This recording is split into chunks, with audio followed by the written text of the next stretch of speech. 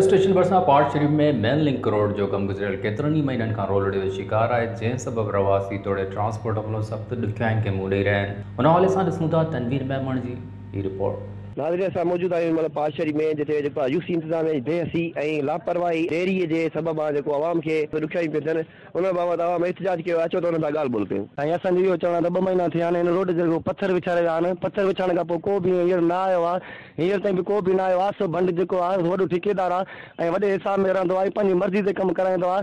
असां इहे पाटरनि जे ॻोठनि जी गुज़ारिश कयूं था, असां मथे बि कयूं था, वज़ीर आला वज़ीर सिंध खे बि चऊं सघूं था, असां एसएसपी खे जज खे चऊं था। असांजी अपील आहे त असांजी रोड मंज़ूर करे बहाल करे असांजे शहर जी सुधार अचे। असांजी यूसी पाट जेका आहे तमामु नाकारा थी विया आहे, रोड रस्ता बेगाना थी विया आहिनि।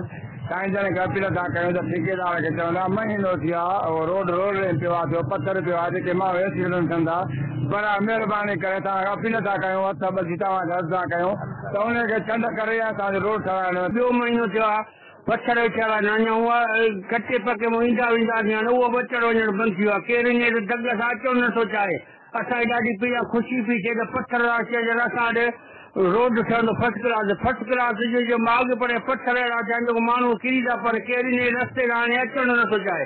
बराए महिरबानी करे साईं जन खे अर्ज़ु कयूं था इन रोड ते कुझु त कयो, भला नथा कयो त महिरबानी करे पत्थर त खणी वञो, साॻो दगु त छॾे ॾियो। तव्हां यूसी पाट में थींदड़ कंस्ट्रक्शन बाबति आवाम जो ॻाल्हियूं ॿुधियूं। हुननि जो इहो चवणु आहे त ठेकेदार जेको आसिफ भंड आहे उहो अध में कमु रोले ऐं हलियो वियो आहे, जंहिंजे सबबि असांखे तमामु घणी ॾुखियायूं आहिनि। असांजो जेको आहे सो कारोबार मुतासिर थिया आहिनि ऐं असांजा कारोबार वारा ॿिया मुतासिर थिया आहिनि। रिपोर्टिंग टीम सां गॾु तनवीर मेमन, MNN न्यूज़, प्यारो स्टेशन।